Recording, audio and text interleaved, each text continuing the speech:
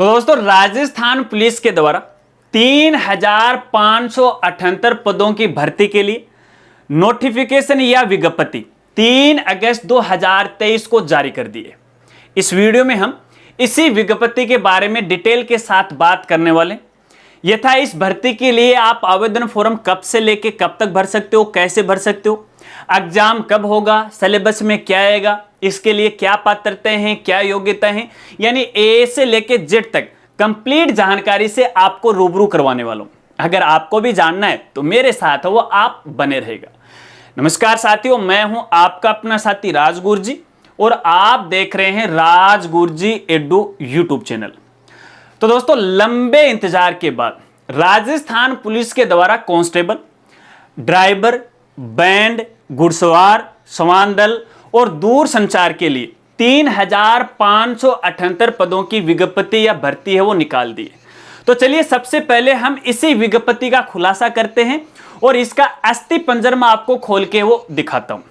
दोस्तों इस बार इस भर्ती में एक सबसे बड़ा परिवर्तन किया गया है और वो परिवर्तन है सीईटी एग्जाम का। यानी जिन कैंडिडेट ने सीईटी 12th लेवल, जिसे हम समान पात्रता परीक्षा के नाम से जानते हैं, अगर वो क्वालिफाई किया है तो वही कैंडिडेट हैं इस भर्ती के लिए पात्र होंगे। अब यहां पे देखिए आधे से अधिक मेरे जो साथी हैं वो वैसे ही बाहर हो गए। खैर कोई बात नहीं, यहां पे सीईटी एग्जाम का भी एक क्राइटेरिया रखा गया है। यदि आपके सीईटी एग्जाम के अंदर इतने इतने नंबर हैं तो आप इसके लिए क्वालिफाई हो। अलग अलग कैटेगरी के लिए यहां पे अलग अलग क्राइटेरिया रखा गया है। तो चलिए सबसे पहले सीईटी का जो क्राइटेरिया है वो मैं आपको बता देता हूं। तो दोस्तों यहां पे जो जनरल कैटेगरी के हैं, पिछड़े वर्ग के यानी ओबीसी से हैं, अति पिछड़ा वर्ग है और आर्थिक रूप से कमजोर वर्ग वाले जो कैंडिडेट हैं उनके लिए कम से कम 40% अंक है वो सीईटी में होने चाहिए, यानी लगभग 120 नंबर होने चाहिए। अगर ये हैं तो आप इसके लिए पात्र हो। और इसके अलावा एससी और एसटी के लिए यहां पे 36% का क्राइटेरिया रखा गया था और इसके अलावा यहां पे जो टीएसपी एरिया से कैंडिडेट हैं उनके लिए 30% का क्राइटेरिया रखा गया था। कहने का मतलब यदि इस क्राइटेरिया के अंदर आप आते हो तो आप इस भर्ती के लिए पात्र हो। चलिए अब आवेदन प्रोसेस की बात करते हैं और सबसे पहले आवेदन की डेट हम बात कर लेते हैं कि आवेदन फॉर्म है वो कब से कब है वो भरे जाएंगे। तो दोस्तों ये जो आवेदन फॉर्म है वो 7 अगस्त से लेकर 27 अगस्त 2023 तक है वो भरे जाएंगे और आवेदन फॉर्म है वो ऑनलाइन भरे जाएंगे अपनी एसएसओ आईडी के द्वारा। लेकिन दोस्तों यहां पे देखिए आवेदन फॉर्म को लेके खास जानकारी आपको देना चाहूंगा। देखिए इस बार अपने राजस्थान में जितनी भी भर्ती परीक्षाएं हैं उनके आवेदन फॉर्म को लेके सरकार के द्वारा कैंडिडेट को एक अच्छी छूट है वो दी गई थी। यानी यदि आप एक बार आवेदन की शुल्क जमा कराते हो और भविष्य में यदि आप किसी भी एग्जाम के लिए आवेदन फॉर्म भरते हो तो आपको बार बार शुल्क देने की कोई आवश्यकता नहीं पड़ेगी। दोस्तों आपने नाम सुना होगा ओटीआर का, यानी वन टाइम रजिस्ट्रेशन का। तो देखिए पहले तो क्या हुआ करता था, किसी भी भर्ती के लिए यदि हम आवेदन करते थे तो ओटीआर हमें करना पड़ता था। अब उसके बाद यहां पे क्या कर दिया, अब इस ओटीआर की जो वैलिडिटी है वन टाइम पेमेंट और लाइफ टाइम इसकी वैलिडिटी हो गई है। कैसे? इसके लिए आपको एक बार है वो पेमेंट करना पड़ेगा, भुगतान करना पड़ेगा। उसके बाद भविष्य में यदि आप किसी भी एग्जाम के लिए आवेदन फॉर्म भरने जाओगे ना तो बार बार आपसे पेमेंट है वो नहीं लिया जाएगा। बस एक बार पेमेंट कर दिया और आगे जीवन भर से इस आवेदन शुल्क से हमारा छुटकारा मिलेगा।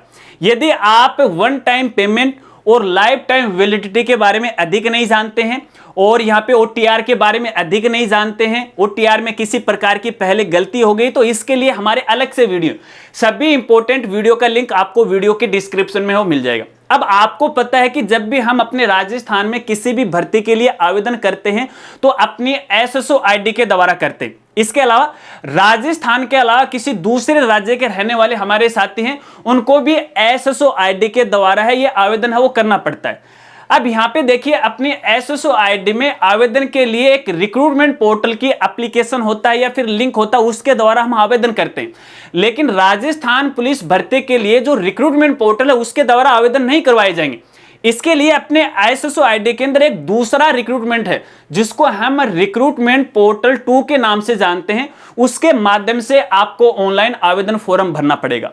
अब जैसे ही आवेदन फॉर्म भरना शुरू हो जाएंगे तो इसके लिए हमारा दूसरा चैनल है जिसका नाम है ज्ञान कामना यूट्यूब चैनल, उस चैनल पे वीडियो अपलोड कर दी जाएगी कि आपको आवेदन फॉर्म किस प्रकार से भरना और कैसे भरना है। जैसे ही वीडियो कंप्लीट हो जाएगी, इसी वीडियो के डिस्क्रिप्शन में उसका लिंक है वो अपडेट है वो कर दिया जाएगा। तो ये है यहाँ पे इसकी आवेदन प्रोसेस। अब शुल्क की बात कर लेते हैं यहाँ पे वन टाइम पेमेंट और लाइफ टाइम वैलिडिटी का। तो यहाँ पे देखिए दोस्तों, जो जनरल कैटेगरी से यानी जो रिजर्व कैटेगरी में नहीं आते हैं, तो ऐसे कैंडिडेट को यहाँ पे 600 रुपए एक बार अदा करना पड़ेगा। और जो रिजर्व कैटेगरी में आते हैं जैसे ओबीसी है, एससी है, एसटी है, उनको 400 रुपए है एक बार वो अदा करना पड़ेगा। तो ये है वो आवेदन शुल्क। चलिए अब योग्यता की बात करते हैं कि कौन कौन सा जो कैंडिडेट है इसके लिए क्वालिफाई। तो देखिए यहाँ पे इनकी जो क्वालिफिकेशन रखी गई है वो 12th पास है, यहाँ पे वो रखी गई है।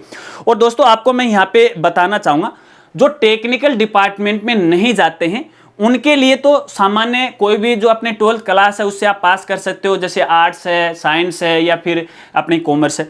लेकिन टेक्निकल डिपार्टमेंट में यदि आप जाना चाहते हो दूरसंचार विभाग के अंदर, तो इसके लिए भैया आपको है साइंस से क्वालिफाई होना जरूरी है। चलिए अब एज की बात कर लेते हैं। तो यहाँ पे आपको बताना चाहूंगा, देखिए अलग अलग कैटेगरी के लिए यहाँ पे एज है वो कैंडिडेट के लिए अलग अलग रखी गई है। वैसे इसकी जो अधिकतम आयु है वो लगभग 23 वर्ष है और आयु की जो गणना है वो 1 जनवरी 2024 को आधार मानकर है वो की जाएगी। तो यहाँ पे देखिए जो कांस्टेबल है, इंटेलिजेंस है, पुलिस दूरसंचार है, बैंड है, घुड़सवार है, सवान के लिए यहाँ पे जो डेट रखी गई, यानी इस डेट से पहले का आपका जन्म नहीं होना चाहिए और इस डेट के बाद का आपका जन्म नहीं होना चाहिए। तो यहाँ पे जो जनरल कैटेगरी के जो कैंडिडेट हैं तो उनका जो जन्म है वो 1 जनवरी 2006 के बाद का नहीं होना चाहिए। इसके साथ साथ यहाँ पे देखिए जो पुरुष हैं उनका जो जन्म है वो 2 जनवरी 2000 से पहले का और महिलाओं के लिए 2 जनवरी 1995 के पहले का नहीं होना चाहिए। और इसी तरह से यहाँ पे जो एससी हैं, एसटी के जो कैंडिडेट हैं, ईडब्ल्यूएस हैं और एमबीसी हैं, इनका जो जन्म है 1 जनवरी 2006 के बाद का नहीं होना चाहिए। और इसके अलावा पुरुष के लिए, ये दोनों के लिए है, महिला और पुरुष के लिए, और पुरुष के लिए 2 जनवरी 1995 और महिलाओं के लिए 2 जनवरी 1990 से पहले का वो नहीं होना चाहिए। इस बात को आपको खास तौर पे ध्यान रखना है। और वैसे भी आप स्क्रीन पे है वो देख रहे हैं, अपनी जो जन्म तिथि है वो आराम से वो देख लीजिएगा। स्क्रीनशॉट लेना चाहते हो तो आप स्क्रीनशॉट है वो भी ले सकते हो। इस डेट के बीच में है आपका जन्म है वो होना चाहिए। चलिए अब यहाँ पे शारीरिक मापदंड की बात कर लेते हैं कि किस तरह से यहाँ पे शारीरिक मापदंड है वो कैंडिडेट का होना चाहिए महिला और पुरुष के लिए। तो यहाँ पे दोस्तों देखिए जो न्यूनतम ऊंचाई है, तो यहाँ पुरुषों के लिए न्यूनतम ऊंचाई रखी गई है 168 सेंटीमीटर और महिलाओं के लिए रखी गई है 152 सेंटीमीटर।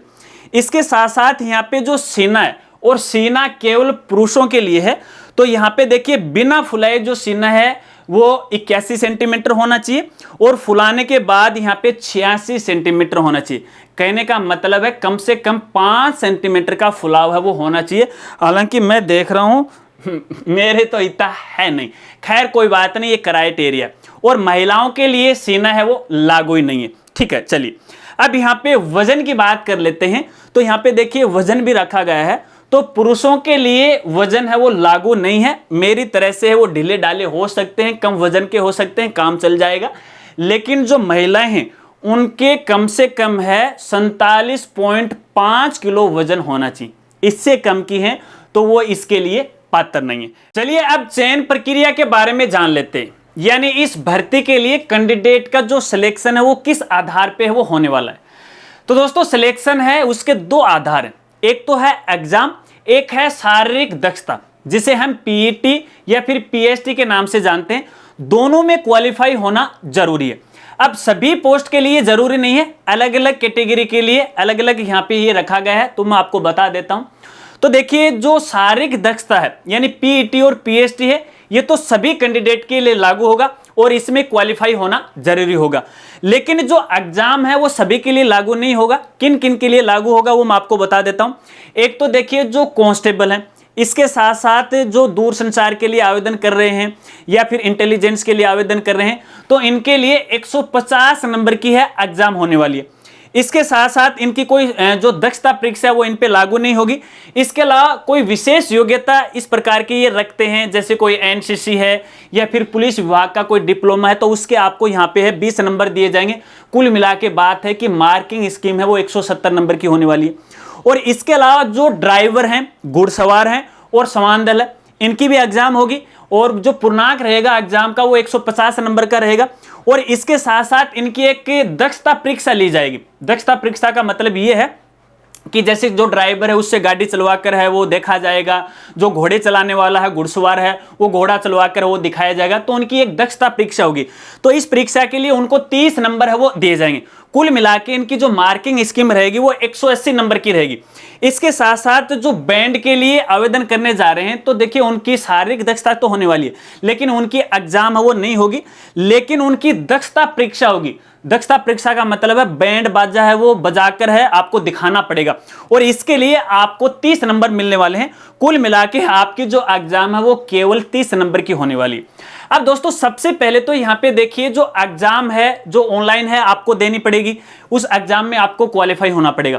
एग्जाम में क्वालिफाई होने के बाद है आपको फिजिकल टेस्ट के लिए बुलाया जाएगा, ठीक है, शारीरिक दक्षता के लिए। अब फिजिकल टेस्ट में क्या क्या होने वाला है वो मैं आपको यहाँ पे बता देता हूँ। तो फिजिकल टेस्ट के अंदर कुछ तो मैंने आपको पहले बता दिया, हाइट वगैरह वगैरह, ठीक है। अब इसके बाद यहाँ पे देखिए आपकी दौड़ होने वाली है। तो पुरुषों के लिए दौड़ है 5 किलोमीटर की होगी और महिलाओं के लिए भी 5 किलोमीटर की होगी, लेकिन पुरुषों को इस दौड़ को 25 मिनट में कंप्लीट करना पड़ेगा और महिलाओं को 35 मिनट में कंप्लीट करना पड़ेगा। और इसी तरह जो भूतपूर्व सैनिक है उनको 30 मिनट में कंप्लीट करना पड़ेगा। और इसके अलावा जो ट्राइबल एरिया से हैं, SC ST जो कैंडिडेट हैं, उनको भी 30 मिनट में है ये जो 5 किलोमीटर की दौड़ है वो कंप्लीट करना पड़ेगा। अब जैसे तैसे करके हमारे जो लड़के हैं वो तो भैया इस 5 किलोमीटर दौड़ को है ऐसे ही क्वालिफाई कर लेंगे, लेकिन प्यारी प्यारी जो लड़कियां हैं, जो महिलाएं हैं, जो औरतें भैया, उनके लिए थोड़ा सा कठिन है। तो ऐसे में महिला और लड़कियों को मैं कहना चाहूँगा भैया, इस भर्ती की यदि आप तैयारी करने जा रहे हैं तो पहले भैया अपना जो फिजिकल टेस्ट है वो भी आप तैयार कर लीजिएगा, क्योंकि मात्र एग्जाम में क्वालिफाई होने से है आप इस भर्ती के लिए क्वालिफाई नहीं हो जाते हैं। क्योंकि मेरे देखने में ऐसा है कि बहुत सारी ऐसी लड़कियां हैं जो एग्जाम के अंदर अच्छे अंक प्राप्त करती हैं लेकिन दौड़ नहीं पाती हैं।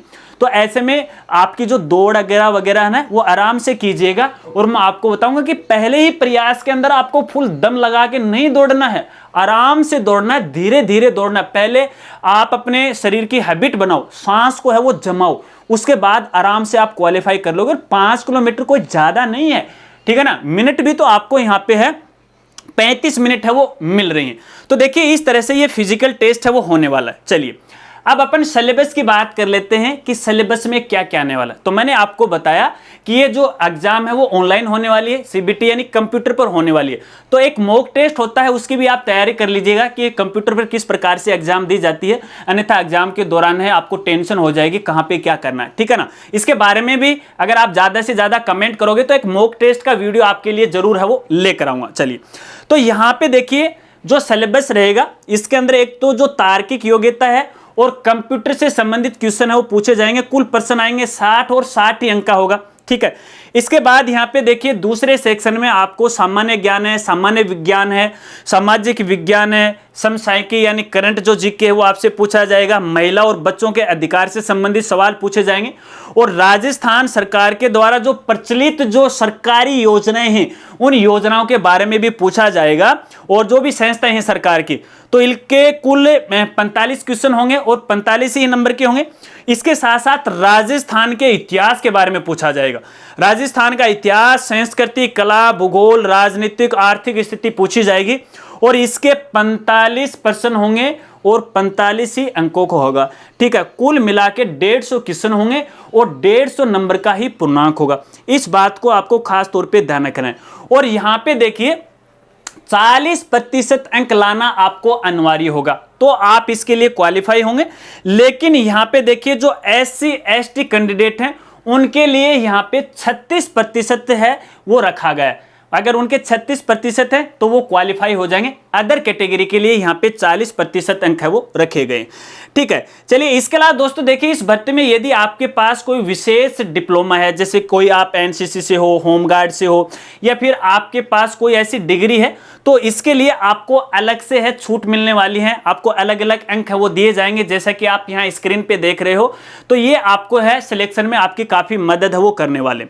तो दोस्तों ये है वो भर्ती। अगर स्वास्थ्य की बात करें तो सामान्य सा मेडिकल होगा, ठीक है ना, इसमें कोई खास बात नहीं है। चलिए अब एग्जाम के बारे में बात कर लेते हैं कि इस भर्ती के लिए एग्जाम है वो कब होने वाला है। तो दोस्तों आपकी जानकारी के लिए बताना चाहूंगा, देखिए इस नोटिफिकेशन में एग्जाम का कोई भी जिक्र नहीं किया गया कि एग्जाम है वो कब तक होने वाली।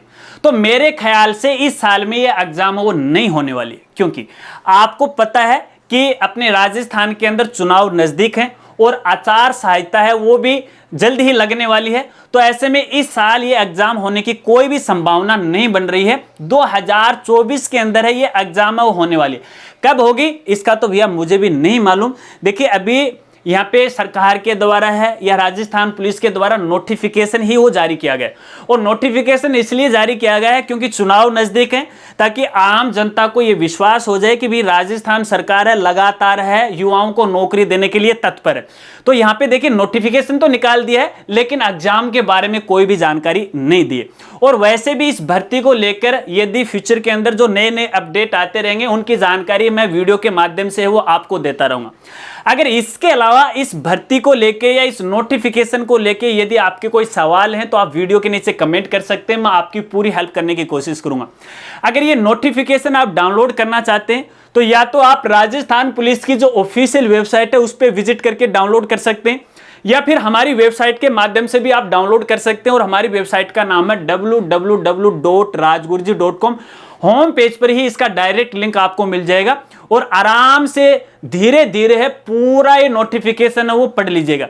मैंने तो यहाँ पे मेरी भाषा में आपको मोटी मोटी जानकारी है वो बताई है। आशा रखता हूं कि आप समझ गए होंगे। अगर वीडियो जानकारी अच्छी लगी है तो वीडियो को लाइक करना और अपने दोस्तों के साथ वो जरूर शेयर करना। तो मिलते हैं फ्रेंड्स अगली एक नई वीडियो के साथ, तब तक के लिए जय हिंद जय भारत।